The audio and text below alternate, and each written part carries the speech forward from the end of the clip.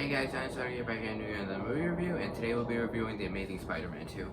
Now, The Amazing Spider-Man 2 is directed by Mark Webb and features Andrew Garfield, Emma Stone, Jamie Foxx, Dane DeHaan, Sally Field, Felicity Jones, Paul Giamatti, Com Fior, and BJ Novak.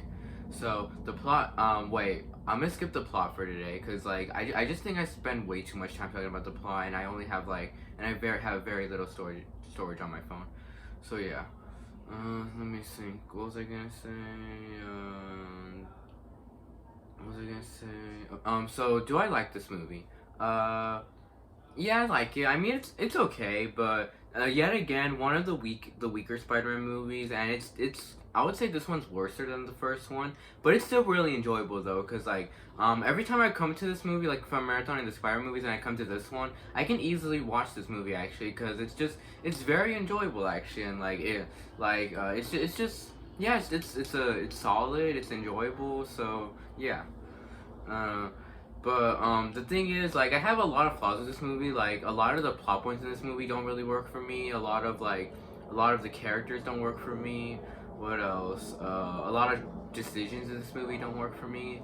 Yeah, and just there's so much flaws regarding this movie that really makes me not dislike this movie, but not love it or something like that. So yeah. So let's get into the character of Peter Parker in this movie. Now, Peter Parker in this movie, he was okay. I mean, what was I gonna say? Peter Parker was okay in this movie. I like him a lot better in the first one, but this one he just kind of turns into a jerk. Cause one, there's this whole thing where his best friend Harry wants his DNA, cause he thinks that'll cure his disease, cause he's dying, but he doesn't even want to give it to him.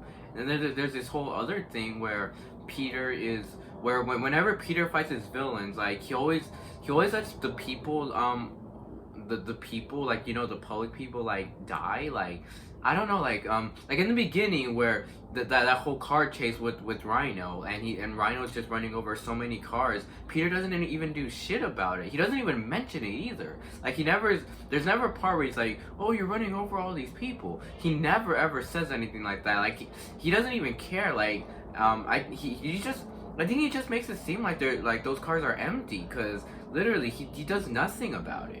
And there's even this whole scene in the beginning where the car goes through an alleyway and it's running over all these people, and he doesn't even say shit about it.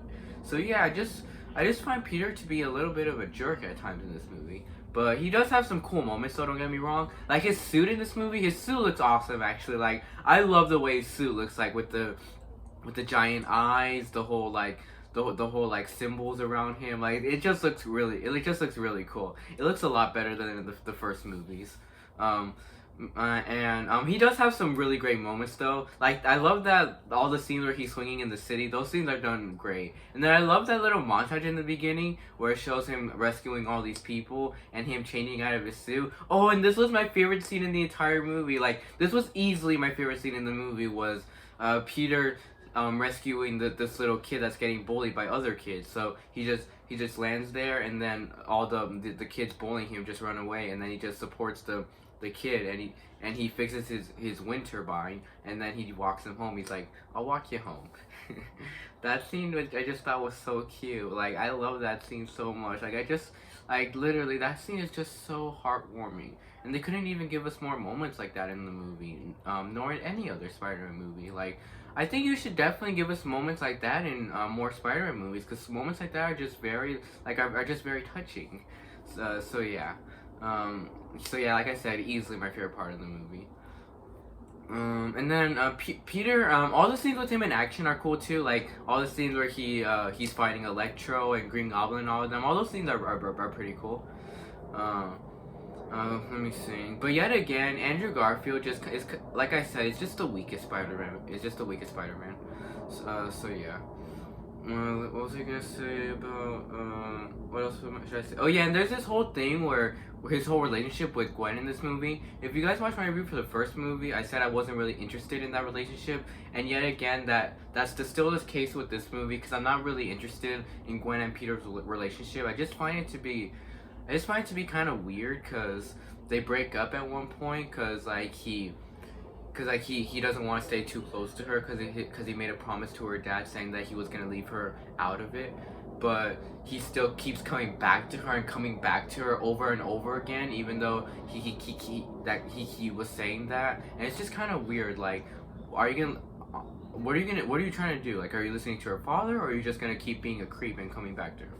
And even when they break up, he's spying on her. Like, he's just spying on her through buildings, and it's just kind of creepy, to be honest. He's spying on her, and he even knows her routine too. He even knows her little routine and like what she does after they broke up. So that's kind of weird. And the fact that he even tells her to, and she's not even the least bit creeped out.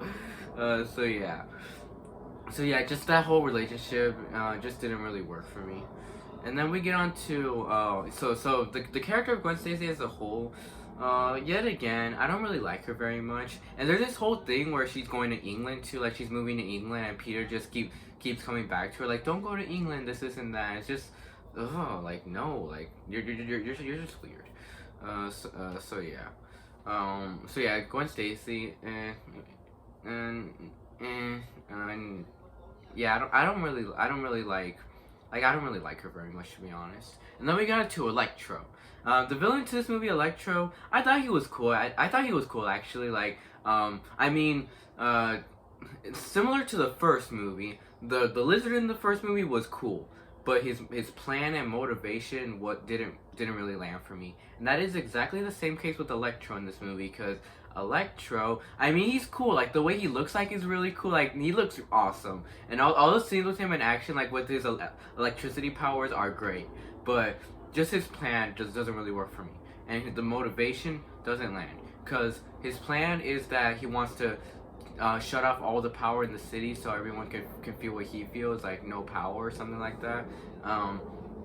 And then the reason he hates Spider-Man just doesn't really make sense for me, because like all Electro has wanted in this movie is for people to see him, like people to notice him, and I can kind of relate to him in that way, actually. Like, I can relate to Max Dillon, actually. Not really Electro, but Max Dillon, because he was very nerdy and he's always wanted people to notice him, and that's kind of the case with me too. And then, but like, the reason he hates Spider-Man, like I said, doesn't make sense, because he wants people to notice him, and in the scene with Times Square, everyone sees him, but then they all look at Spider-Man instead, and so he thinks that Spider-Man is better than him, like people notice him better than him, and so he hates him for that. So that just doesn't really make sense, actually. Like, that doesn't really make sense for me. So yeah, just that whole motivation was definitely the weakest point of Electro. But I like all the scenes with him zapping Spider-Man. Like, that whole scene in Times Square I thought was awesome, actually. That whole scene was great. And the music in that scene, oh, and the number one main positive to this movie, actually, for me, like, the only reason that makes me come back to this movie is the soundtrack. Literally, that's my favorite part. That's my favorite, like, thing in this movie. That's the only thing that makes me come back to this movie, is just to hear the soundtrack, because the soundtrack to this movie is amazing. Like, I love the new Spider-Man theme they give to us. I love Electro's theme, you know, the little beat and the little like the little singing in those songs too. I really like that song. A lot of people give that song shit, but I like it. And then I really like Harry's songs too, like the Green Goblin theme at the end, and Harry Sweet, however you pronounce that word. But yeah, the soundtrack to this movie is amazing, and that's the only thing that makes this movie like flow for me, is just to hear the soundtrack. So yeah. But that whole scene in Times Square, like I said, it was cool. And then Electro even like blasting his whole electricity in the whole block. And then that whole end battle at the end where Electro's zapping Spider-Man, and he even zaps him with his mouth too. I thought that whole end battle was cool too. And then all the scenes where he's with Dr. Kafka, I thought were pretty cool too. You know, when Dr. Kafka's experimenting on him. So yeah, Electro was okay, and I'm glad he's coming back. Like, it should be cool that he's coming back. Especially since he's gonna be yellow too. So I really hope they make him better in the new one. And then we got into Harry in this movie, Harry Osborne. Now, a lot of people like to give Harry so much shit in this movie because, oh, this guy's too slow, this isn't that. Dane DeHaan's acting's terrible. I don't think that. I don't think he's slow. I mean, I think he's cool. I mean, there's a reason for him to be slow, because he's dying, because he has a disease in him. So yeah, but I like that whole subplot. I really liked Harry in this movie. I actually like that whole subplot where Harry was trying to get Spider-Man's blood to cure him, but Spider-Man just kept saying no, because he think it could like do something worse to him than kill him, like turn him into a monster or something like that. So yeah. Well, let me think. And then the fact that like Harry just keeps going crazy and crazier because what was I gonna say? The fact that Harry just gets crazier because he doesn't want to cure him and he has very little time to live. And he turns into a villain. I just thought that whole thing was really cool. And then I love that whole thing where he helps he helps break out Electro from the lab, and then him and they even team up to so we can take him to Oscorp. Yeah, all those scenes were great actually. Like they made a cool team up, but I really really wish they teamed up at the end. Like they both fought Spider-Man together, like Sandman and Venom did in the third Spider-Man. That would have been a much better end battle actually. But they don't do that. Like they just fight at separate times.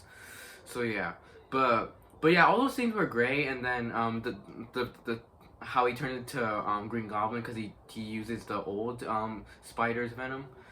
So yeah, but that whole scene at the end where he's fighting Peter in the clock tower, I thought was awesome actually. So yeah, Harry was good. And then the villain of Rhino in this movie, he didn't really work for me honestly. He was just too over the top. Like Paul Giamatti was just way too over the top. I didn't really like it very much. I didn't like that whole scene in the beginning with the whole car chase thing. The ending with him in the suit looked cool. Like I would say his suit looked really cool actually. Like the whole Rhino suit. That I would say that looked cool. But the character and the human just didn't work for me. So yeah. Let me think. Anything else I should say about this movie? So yeah, and then the ending to the movie I thought was cool when Gwen Stacy died and how sad Peter was. So yeah. Yeah, that whole ending was. I mean, I wasn't really sad at that ending because I didn't really care for Gwen Stacy, but I just felt kind of bad for Peter because that was his number one love. Let me think. Any other characters I should say in this movie? And then there's another, and then there's this whole thing where Peter finds out like more about his dad, that his dad's venom was actually his dad's blood was actually the spider's blood. So I thought that was cool how basically like it runs in the genes of spider.